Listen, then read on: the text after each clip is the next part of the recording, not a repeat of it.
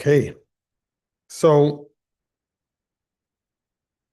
today we're sort of starting a new cluster of chapters that's going to be focused on primarily somewhat of a new theme.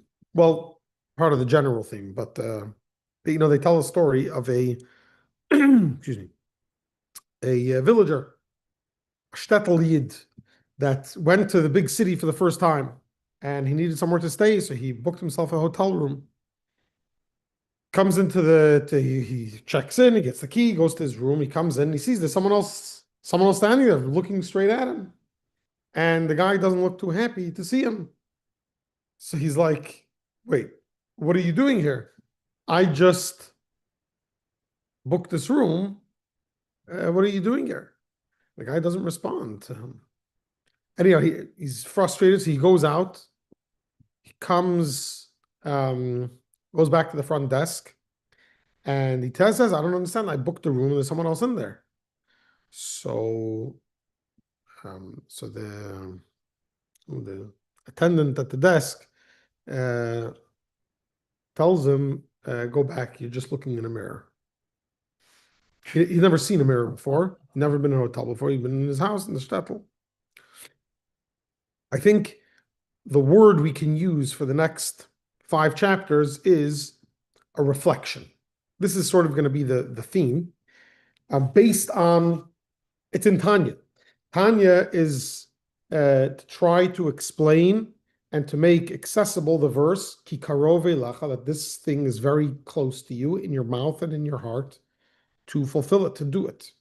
And the Alter Rebbe gave us many, many different types of tools that we can use, regardless of the situation, to bring us closer to uh, complete action, thought, and speech. Whether it's through meditation, whether it's through awakening the emotions, accepting the yoke of heaven, etc. This works for someone who generally believes in God, generally speaking, has an idea of the Torah and mitzvahs, generally speaking, even sort of wants to do what God tells him, but he finds it difficult because he's a human being and he has other urges and other desires that conflict with it. But then you have situations where someone isn't even capable of, isn't, what we learned up until here isn't practical because either they may not even believe, they're coming from a place where they never thought about God.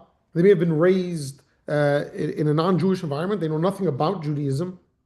Or even someone who did, but isn't just tempted to do other than what the Torah wants, but actually spent his life rebelling against Torah and mitzvahs. How can he access in your mouth, your heart, and to do it? How can he access all of this in an accessible way too? The minute he wants to show his face, he's going to think God doesn't want to see me. You know what I've done for the last 50 years, and I knew it was wrong. I was raised differently.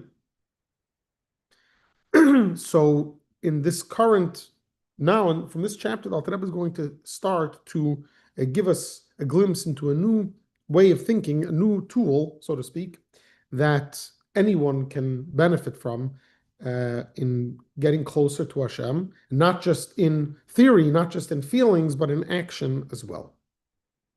So let's just read the first few lines here of chapter 46 to get us into page 698. There is yet another straight way. In other words, what does straight mean? Simple and straightforward. That is equally applicable and suitable to every man. In other words, not just to someone who has a background, who has experience, etc.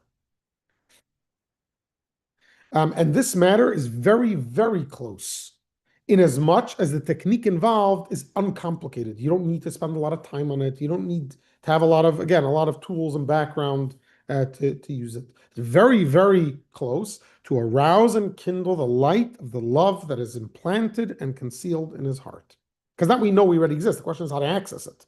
This is going to be a tool that's going to make it very, very close to access it, that it may shine forth, that this love may shine forth with its intense light like a flaming fire in the consciousness of the heart and mind. Again, it shouldn't just be buried, it should come out in the heart and mind, ultimately enabling the person to surrender his soul to God together with his body and material possessions. This being done with all his heart, with all his soul, all his might, with the boundless devotion of his soul's essence, from the depth of the heart in absolute truth. And especially, in other words, the most propitious time for the person to kindle this love in such a manner is at the time of the recital of Shema and its blessings, as will be explained later on. Later on the particular connection of the Shema and its blessings to the arousal of this love. So this is what we're going to learn now. This is what it's going to help us with. This is what it's going to help us accomplish. I told the story yesterday that after class, I don't think you were there anymore, that there was once a Jew, a young man, I believe it was in Antwerp, and he became close to Yiddishkeit. He got to know the shliach over there, and he pretty much became a religious Jew. But he brought from his past a girlfriend, and that was one thing he tried many times to non-Jewish, I should say, a non-Jewish girlfriend, and he tried many times to cut the connection. He just couldn't. He couldn't get himself to do it. It didn't work. So, as he's growing in his Yiddishkeit and he's become a religious person, the one thing he can't let go is of his non-Jewish girlfriend, and he was bothered by it. He really wanted to. His soul really wanted to. His body wouldn't let him. He couldn't get himself to maintain separation. So finally, the shliach told him, why don't you go to the Rebbe, ask the Rebbe what to do. So he went, and in those years you couldn't meet the Rebbe privately, but you'd go Sunday, the Rebbe would give out dollars for charity, so you'd go, and then you'd have an opportunity to, if you had a question, you can ask. So he went, and he told the Rebbe his problem. And the Rebbe told him something he wasn't expecting. The Rebbe's response to him was, "I envy you." That totally shocked him. He couldn't react to that. It's not the reaction he was expecting. He was expecting the Rebbe to say, "Try this, try that," and then he would rebut whether he tried it or not, or maybe it's a good idea. And I don't know. Unfortunately, I heard the story a long time. I don't know if the Rebbe explained what he meant, or he was so shocked he left, and then later it was explained to him probably what the Rebbe meant. So don't quote I don't know if these words are. What the Rebbe was saying was, you have the ability to do a mitzvah I will never have. Shabbos, we have the commandment to honor Shabbos, and then there's the commandment to guard Shabbos and not to violate Shabbos. For me, that's not a commandment I very often fulfill. Not to violate Shabbos. Why? Because I have no desire to violate Shabbos. I've never done it, and I don't plan on doing it anytime soon. So, although technically I'm not violating Shabbos, but I'm not really, because that's just who I am. I don't have to not eat non-kosher. I have no desire to eat it. Here, not being with a non-Jew, this is something that the Rebbe would never be able to do that mitzvah, so to speak. And here, this person has the ability to do a mitzvah, but very few have the ability to do. In other words,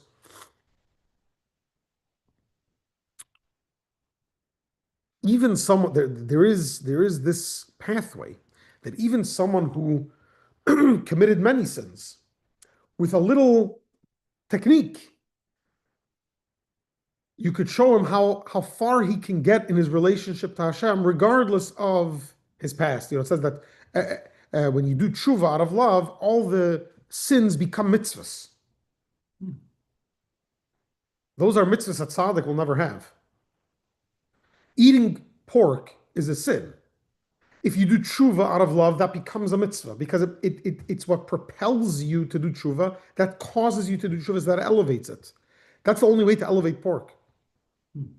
But you can't do it willingly because then it says someone who sins and says, I'll do tshuva afterwards, God doesn't help them.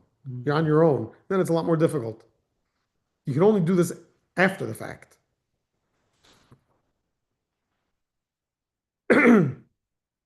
So the Alter Rebbe is looking here for a tool that even someone who's in a very spiritually speaking, in a very low place, that thinks they can never. How am I? A love to God? I can't even face God. How is he supposed to? How is the Torah and mitzvah supposed to be close and accessible even to him in his heart? So the Alter Rebbe is going to introduce us to a verse in Proverbs. I believe it's in Proverbs from Shlomo HaMelech, where he brings a proverb, a metaphor, that kamayim haponim el ponim, which literally means like water of the face to the face, which describes the reflection of your face in water, just like water reflects, shines back the face to you. Kain leiv ha'adam el adam. So is the heart of man to man. What is Shlomo Melech telling us? Shlomo Melech is telling us that if you look in water, just like if you look in water, the water will reflect your reflection, will reflect your reflection back, and that everyone sees. Physically, everyone knows that. Shlomo Melech is teaching us that it's not just like that in the physical sense. It works like that in the spiritual sense too. You ever felt someone staring at you? Yeah. So when you stare at someone, naturally they'll look back.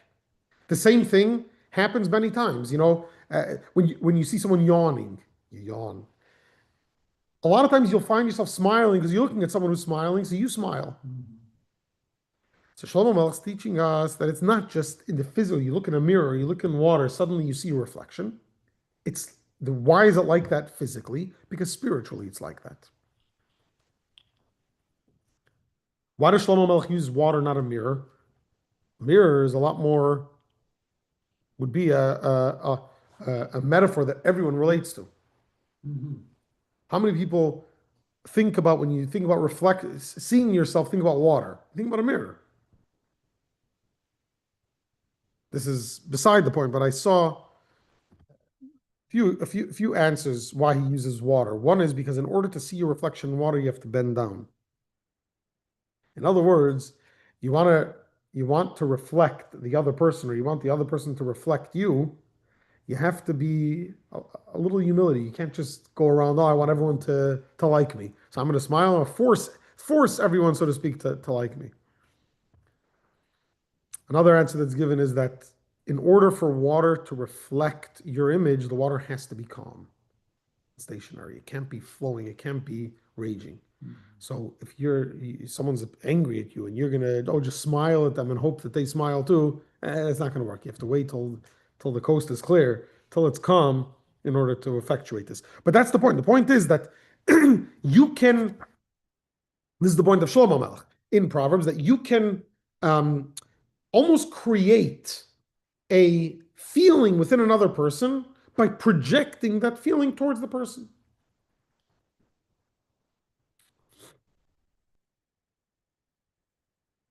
Again, it doesn't mean that I'm forcing you to do it, right? You can choose, but that's if you're cognizant of what's going on, you may control yourself not to yawn. But the human natural reaction is to imitate what the other person is doing to you. Okay, so knowing how this works between humans, between people, this can help teach us a little bit what happens by Hashem. Let's see this in silent time. In the middle of 699. So the Alter Rebbe tells us there's another technique. What is this? And this technique, what is this technique? This technique for revealing this love is to take the heart to heart.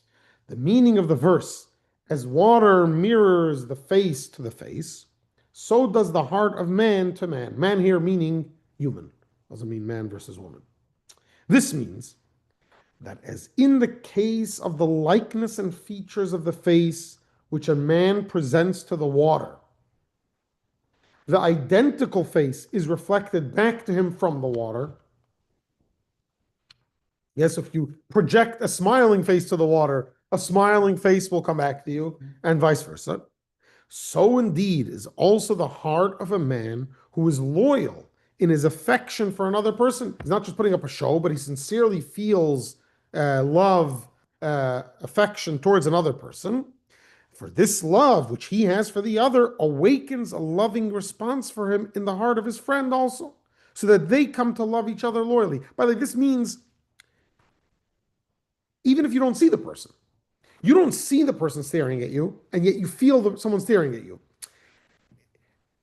It works also when you see the person's face. But even if not, if you feel, if you really care about someone, that feeling will be felt by the person even without seeing you. Especially when he sees his friend's love for him freely revealed. If you see it on his face, you see his facial features, then it's much more intense and it's much more. But even without it, it works spiritually too. You don't need to see something physical for this to work. Yeah? Mhm.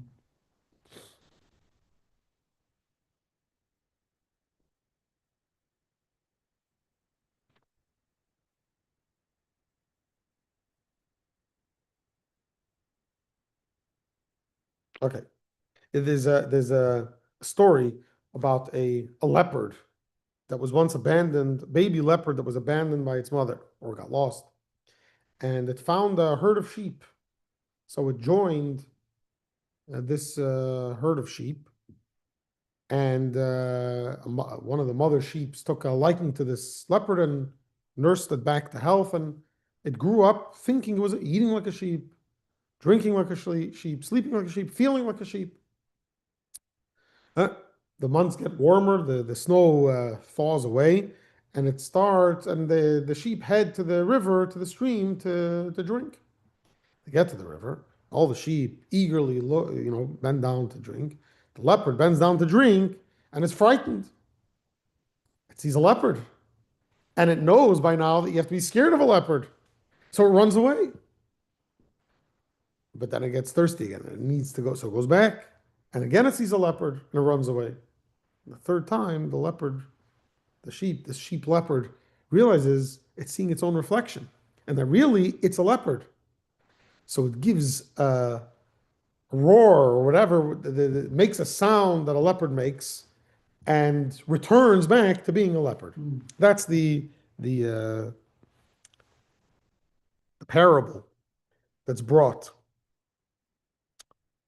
A Jew possesses a neshama. A Jew possesses, again, subconsciously, perhaps, um, this desire to connect to God. It doesn't know it's there. Sometimes it has no clue. Sometimes it tries to cover it up. It doesn't want to be bothered by it. But eventually, when it recognizes who it really is, all it has to do is have that recognition, and it's back to the way it was. No.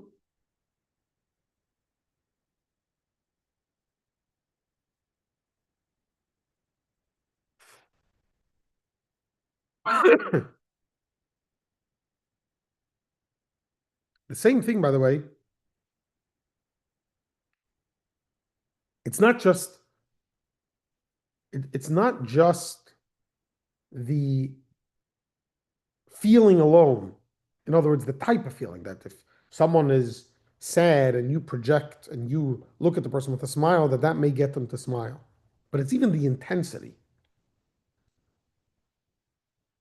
So if it seems like sometimes, someone's smiling and so you smile, but you realize it's like a superficial smile. But sometimes you could tell the person is genuinely happy to see you. And that brings forth a much deeper smile. The same thing is with a feeling. It's not just that if you feel the person, if the person has a genuine feeling of love towards you, that will create or that will bring forth the feeling of love. But it's even the intensity of the feeling that can mirror the projection from the other person, from the other party.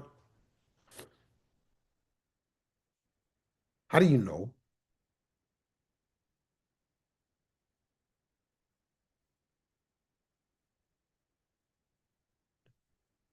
In other words,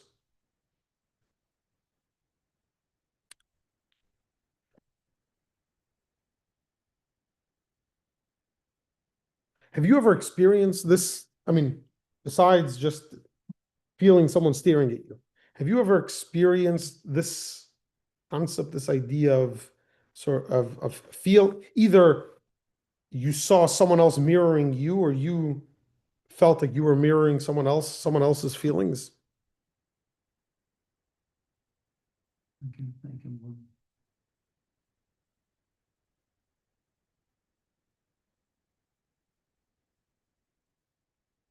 So I thought about it, and sometimes it's hard to think of, you go through your life, what exactly you're looking for, how do you identify it? But I think if you ever had in your life where someone wanted to be your friend, I'm sure you've all had that at some point, and I think you can identify differences in the people that wanted to be your friend. So, for example, when we're talking about a child, so you can have a child that's very, very into age, who's older in the class, whose birthday comes first and after. So you can have a child that, if someone's birthday is before theirs, means they're older and they want to be their friend, now they feel special because someone older than them. But if someone younger than them would want to be their friend, they'd say, you're younger, right? You wouldn't be as impressed. When you get older, now it's, oh, the smart kid wants to be my friend. Or the popular kid wants to be my friend. Or the one that's very hard to please wants to be my friend. There must be something special about me if they want to be my friend and they're hard to please. Yeah. Or they're hard to impress. This is all when we're talking about friends. What about when we're talking about generational differences? So you may have one of your parents' friends that meets you one day, and they take a liking towards you because you're their friend's child. But you remind them of their friend. Then you have people that will, friends of your parents, that will really take an interest in you. They really seem to care. And that tells you that how much they cared about your parents. That's why they care about you. Mhm. I'm sure if you've ever experienced something like this, or you can imagine, the feeling you get towards this person is very different depending on how they're projecting their feelings towards you. If, they give you attention and you feel it because of your parents, you don't feel that strong feeling towards them because you don't think they really care about you. You just remind them of their friend. The Baal Shem Tov was asked, or maybe the Alter Rebbe was asked, what's greater, the love of God or the love of a Jew? Love of a fellow Jew. You know what he said? Mhm. What? And which is greater, the love of a fellow Jew or love of God? Yeah, you know what he said? Love for God. No. Why? He said love of a fellow Jew. Why? You think, could you think how would the love of a Jew be greater than the love of God? Obviously, you need both. Yeah. Mhm. But where do you start from? What's more important? What's even greater if you have one and not the other sort of, but hmm, sorry. Um, Kind of like going with which comes first, the love or the fear, yeah. But it's not just which comes first. which is greater, you said. You can imagine loving God and not loving a fellow Jew. There's no way you could love a fellow Jew without loving God.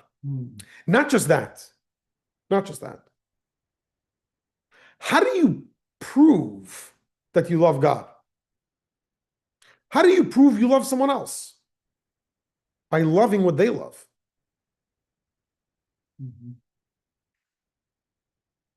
The adults that are getting together, they know that this person really loves me when they love my kids.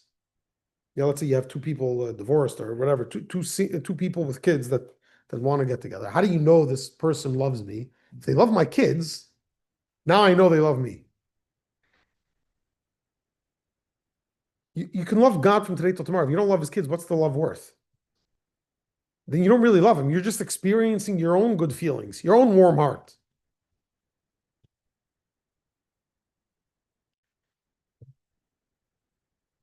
And you can feel that. And you reflect that.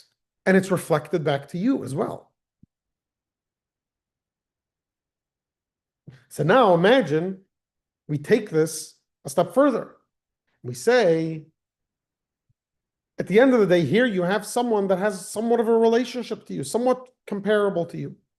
Now let's say there's someone that was your father's teacher, your parents' teacher, not their friend, their teacher, someone they may have even respected.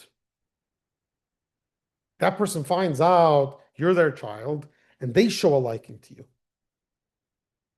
First of all, the distance is growing. Distance between you and the person is growing. First, we started off with friends, then with someone a generation higher. Now we're basically 2 generations higher. So the distance is growing, the gap is growing.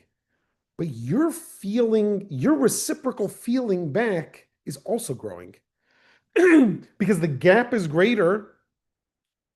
The shock of this person liking me is greater, which means my reaction is greater.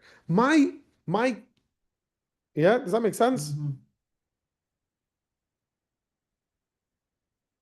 And so on and so the more gaps you can find, the more distance you can find between the person that's between me and the person who's projecting his love to me, the greater the gap is, the more intense that feeling is. So the metaphor that Alter Rebbe is going to bring is a great king. I'm a nothing. Excuse me. You have a great king,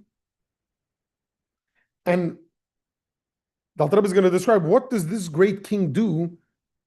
It's all going to evoke tremendous, intense feelings. Let's look inside how the Alter Rebbe phrases it. Page 701, yeah? Such is the common nature in the character of every man, even when they are equal in status, that the face of man reflects the face. How much more so is this the case if a great and mighty king who rules over many lands displays his great and intense love for a commoner who is despised and lowly among men, a disgraceful creature cast on the dunghill. In other words, Alter Rebbe is trying to dramatize this by telling us that you have the king, which back then was the highest. We're talking you. This is all This is all the human perspective. We're not talking about God here yet. So you want to find the highest person and the lowest person. Back then, before democracy, before all people are created equal, not before the Torah said that, but before humans accepted that, you had the king who was in some ways close to a deity in at least in status, and then you have the lowest peasant, the person that is disgraceful creature cast on a dunghill. He's not even important amongst the business people, let alone amongst the aristocracy and the royalty. So now you have these two people, the king and this commoner. Yet he, the king, comes down to him, to the commoner, from the place of his glory, together with all his retinue, with his entourage, Mhm. and raises him. The king raises this garbage collector and exalts him from his dunghill and brings him into his palace. Doesn't just give him attention in the field, in the dirty place, but actually brings him into his palace, the royal palace. And within the palace itself, he leads him into the innermost chamber, a place such as no servant nor lord ever enters. Most people in the royal palace will never go into the king's inner chamber. And there, in the inner chamber of the king's royal palace, shares with him the closest companionship, with mutual embrace and kisses and attachment of spirit to spirit, with their whole heart and soul. Can you imagine that? It almost doesn't even make sense. In other words, imagine that actually happening. It would never happen. Why would it never happen? There was a similar story called The Prince and the Pauper. Yeah. They exchange places and to see how each other lives. And that's what bringing someone up from the lowly and make him, put him in a different position where the other one who has always known this royalty is like, sees how the commoner or the lowest of commoners, This is a little different because here the king is not raising this commoner to be a royal. He remains a commoner.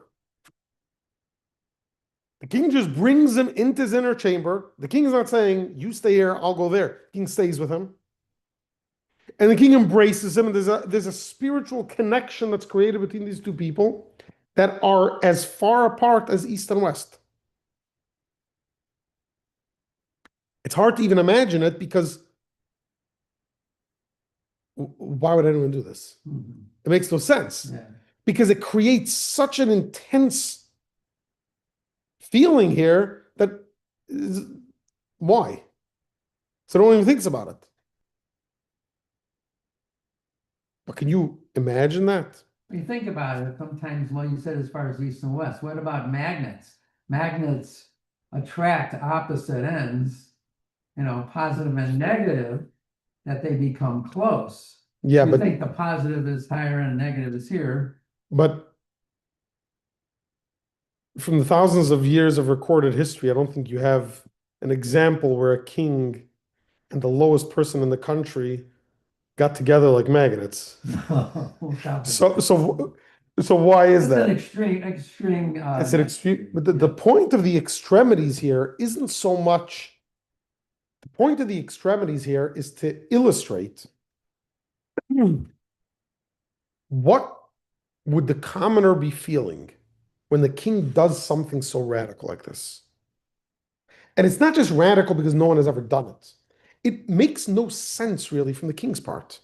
The king, if he's a human being, if he's a normal person, would want to surround himself with people that relate to him, that he can relate to at least to a certain level, that he can have a common conversation with.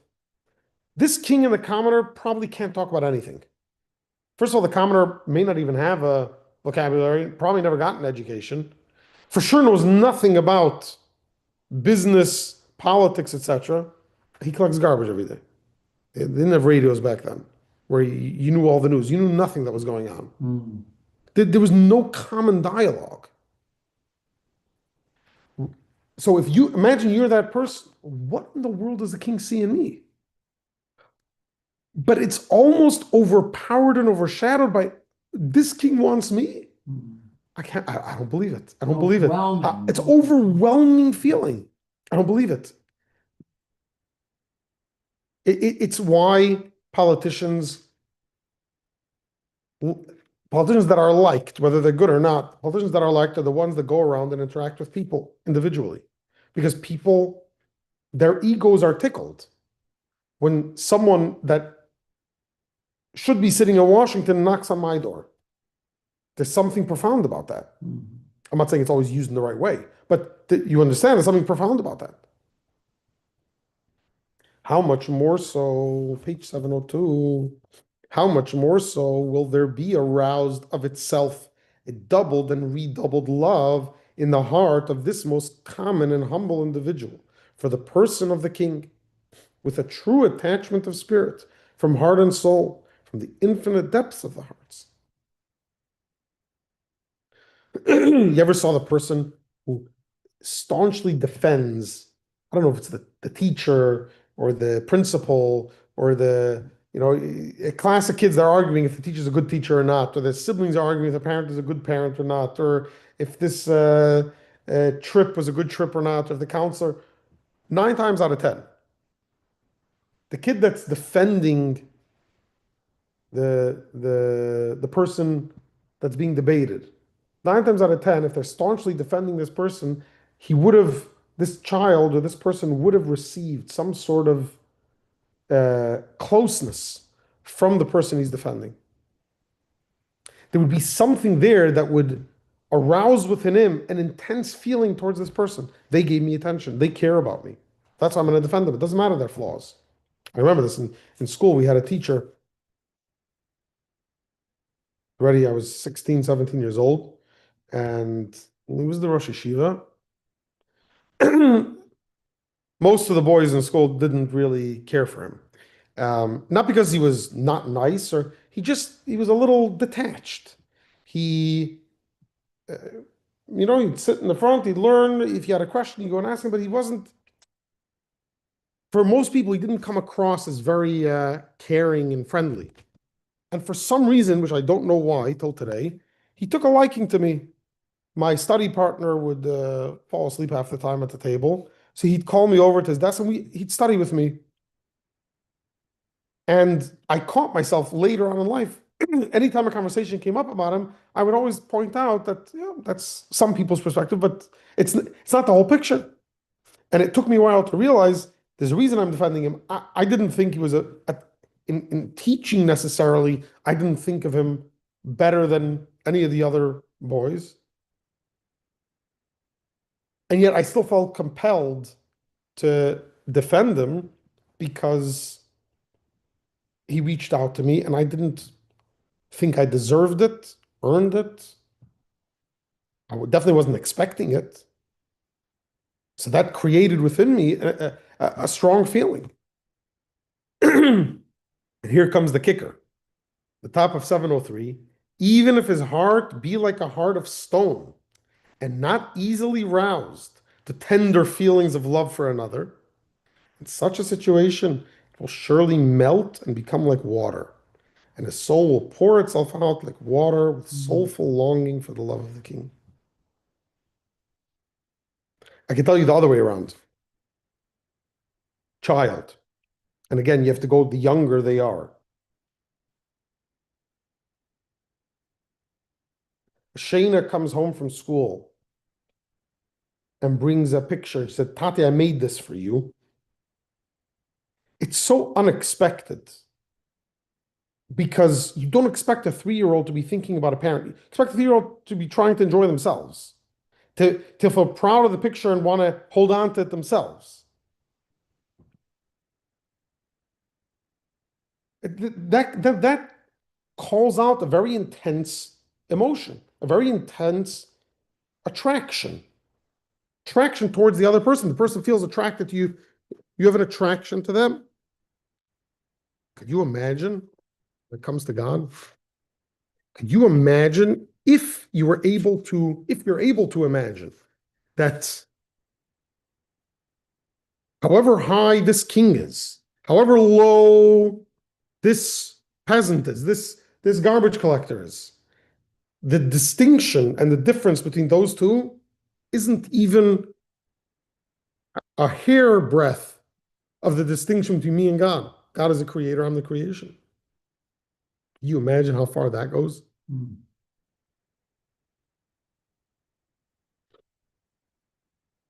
Rebbe Marash, the fourth Lubavitcher Rebbe, so far, any questions, queries? No? Okay.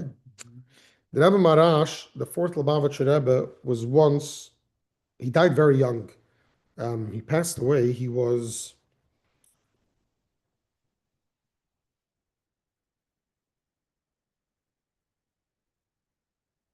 in his 40s. Oh, wow. He was very sick for a lot of his life, and he was very large. It was very hard for him physically. He had a very difficult life physically, but he traveled a lot for the benefit of the Jewish community. This is he passed away in 1883. So this is before the revolution, but this is sort of as the winds of revolution are brewing in Europe. As you know, in the Jewish community, for sure, there was a very big movement then. The start of the reform movement was happening more in Western Europe, but in the 18 in the second half of the 18th century, it started to spill into Russia, to Eastern Europe as well, and Russia, where the Chabad Rebbes were. And a lot of the youngsters were being pulled away from Yiddishkeit, and there were a lot of battles to be waged. But also, Tsarist Russia was a terrible place for the Jews' physical safety, the pogroms that were happening. So the Rebbe Marash was very, very influential in the government circles. He was very wealthy. He had a lot. He used to walk around. He had a golden pocket watch, and spent time in the higher circles of society. Very close relationship to a lot of the ministers, and was able to accomplish a lot for the Jewish community. One time, he traveled to France, and it wasn't sort of a planned trip for anything specific necessarily. There were no meetings going on that he had to attend. No one knew why he's going, but he went. Um, there were a few Chassidim that went with the Rebbe, and when they came to Paris, they went to I think it was called the Alexander Hotel. It was one of the fancy hotels in Paris. I think it even exists till today. I don't know if the name is there, but I think they know where it is. And he went in and reserved rooms, like suites, the most expensive rooms in this hotel for him and the Chassidim. In the middle of the day, the Rebbe came out of his room and he went to the casino, to the part of the pool room. I don't know, whatever it was. And he sat down next to a person that was sipping wine at one of the tables. Rebbe Marash put his arm around this person and he said in Yiddish, junger man, young man, yayin nesach means wine that was poured for idolatry. Now, today, we don't necessarily know, but any wine that a non-Jew touches, rabbinically is forbidden for a Jew to drink, because the assumption was, back then when there were idolaters, the assumption was that if they picked up wine and it was good, they'd think, oh, maybe I should bring this for my idolatry. So today, it's not really yain, it's called stam yainum. We don't know. We don't know what the thought process was, so we avoid it all. So it may not be biblically prohibited, rabbinically forbidden, but yayin nesach stuffs up the heart and mind. That's what is brought down in Kabbalah, that yayin, that non-kosher wine stuffs up. In other words, it clogs up the heart and mind. And even though a person may know about God, but it doesn't affect his feelings, and he doesn't even think about it. And then he left and went back, left town. That became the whole purpose of the meeting. Before he left town, a little while later, someone came looking which room is the Rebbe's room. It was this person. He came and went into the Rebbe's room. He spent some time there, ended up putting on tefillin, and later became a Baal Tshuva. Came back to Yiddishkeit.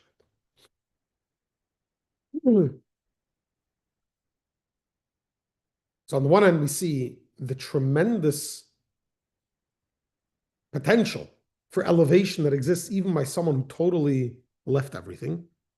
But what brought that about? What called that out? The Rebbe left from Russia. It was probably a multiple day trip. Spent a lot of money. Went into a pool room, which for any religious Jew to go into, let alone a Rebbe, isn't probably very self-respecting or honorable. All for what?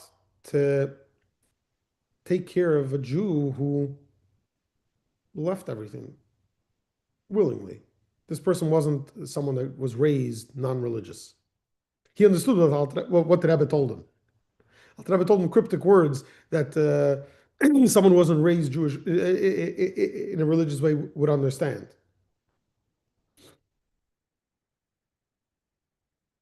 So we have three things that Alter Rebbe discusses here in this metaphor. We have a great king,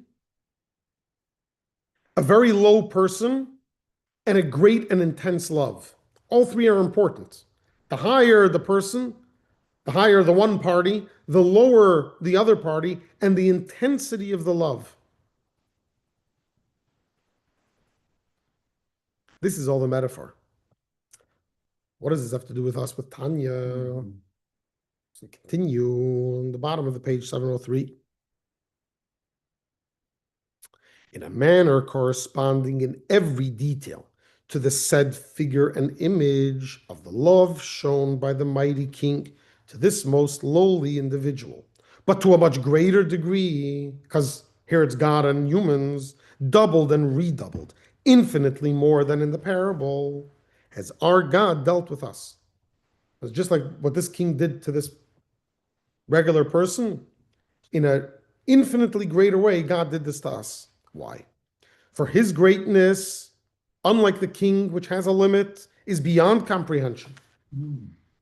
And he pervades all worlds and encompasses, in other words, transcends all worlds.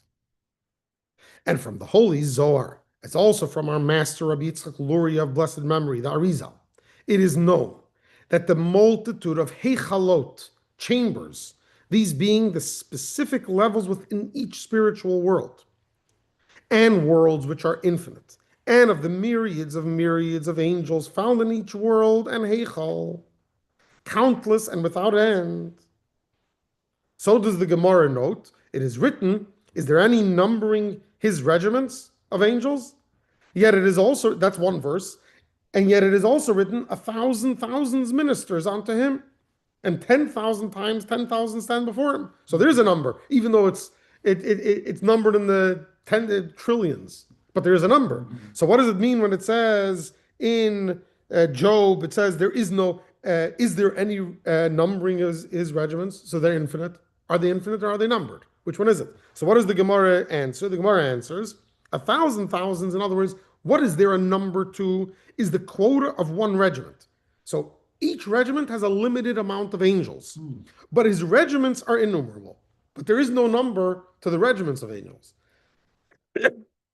So ultimately, there's infinite angels. But if you're going to categorize them, each category has an infinite number. The second verse then speaks of the number of angels within one regiment, while the first verse alludes to the number of regiments, which is truly infinite. In other words, right now we're trying to describe in great detail how great God is and how far removed he is from me and you. Because remember, the greater we get the distance, the more intense the reaction will be if there's any sign of feeling from one to the other.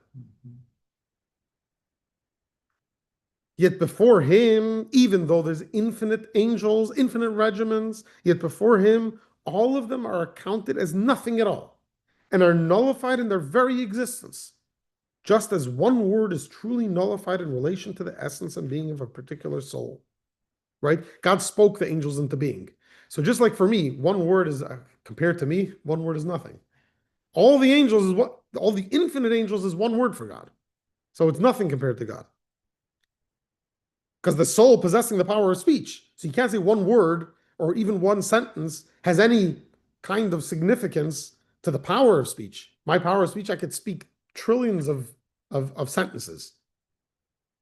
While the speech of the soul is still present in the soul's faculty of thought or in the will and desire of the heart, as has been explained above at length.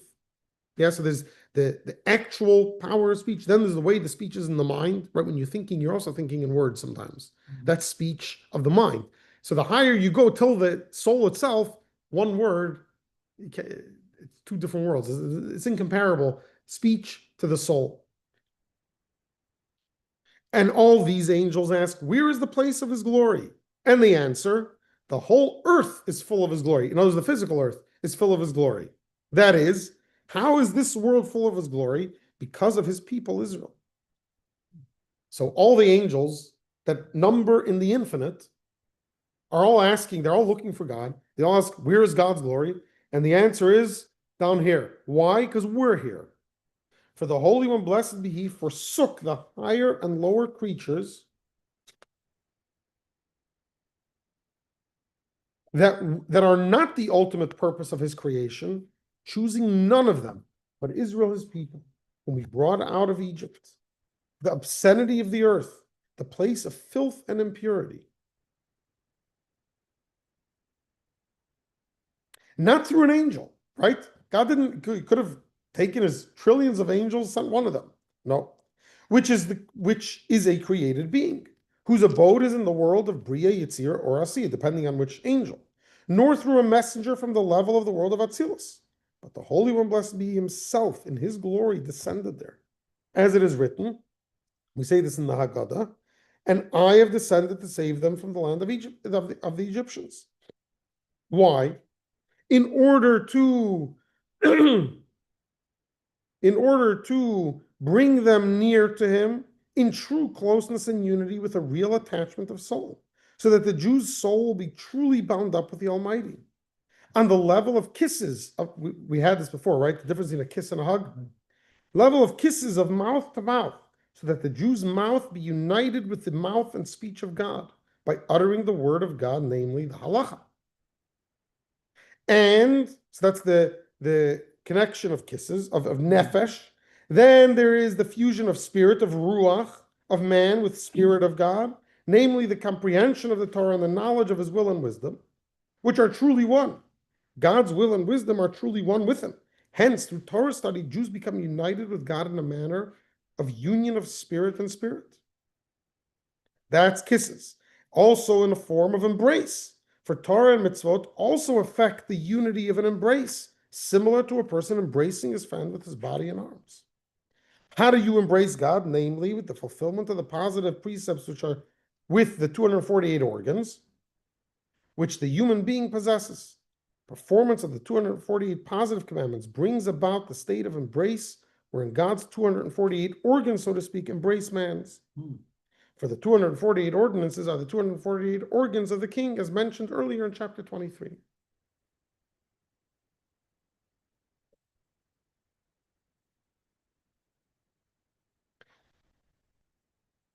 Okay, I'm going to read the next paragraph. Next week, we'll have to revisit this because there's not going to be enough time to explain it. We started this in the last chapter, or 2 chapters ago, but I said we'd come to this, so we'll just finish. We'll read it inside, finish till 11 ER, and then next week we'll revisit this a little bit. In a general manner, these 248 positive mitzvot are divided into 3 categories: right, left, and center. We spoke till now about chesed and gevura, right and left. We did introduce tiferes, right, the middle. Yeah, briefly. Right. Briefly. So the positive mitzvahs are also divided into 3 categories: the right, left, and center. Because remember, if the 248 organs, which are the body is made up of right, left, and center. So there's the mitzvahs that are the right, mitzvahs that are the left, and mitzvahs that are the center. Namely, chesed, which is kindness, din, which is stern justice, and rachamim, mercy. The 2 arms and the body. 2 arms are the right and the left, and then there's the body, which is the middle. Okay. Pause here. Good. So I always thought it might have mentioned 248, you hear they refer to organs, it's not actually the bones or. So it says that there are 248 avarim, which means limbs, or Okay. we don't know exactly how they divided it. In other words, we know somewhat of it, but I don't know. The Gemara does speak about certain categories, but I don't know if we know exactly how. Is it joints? How do you get 248 limbs? And then there's the 365 sinews, kidim, veins or sinews. How do you get that number? But that's brought down all the way, all the way from the Gemara even before. Oh, So, I thought that was usually the solar year, they usually say the 365, that's related. It's also Yeah. brought down, but when we're speaking mystically about that, God created man in his image, and that in general, the whole world is created based on the blueprint of the Torah. So then 365 is because that's the way it is. Why is the sun's 365 days? Also comes from the fact that there's something divine in the divine world, in God's world, that's numbered 365. Right. God doesn't have veins, obviously, but it's Also, when you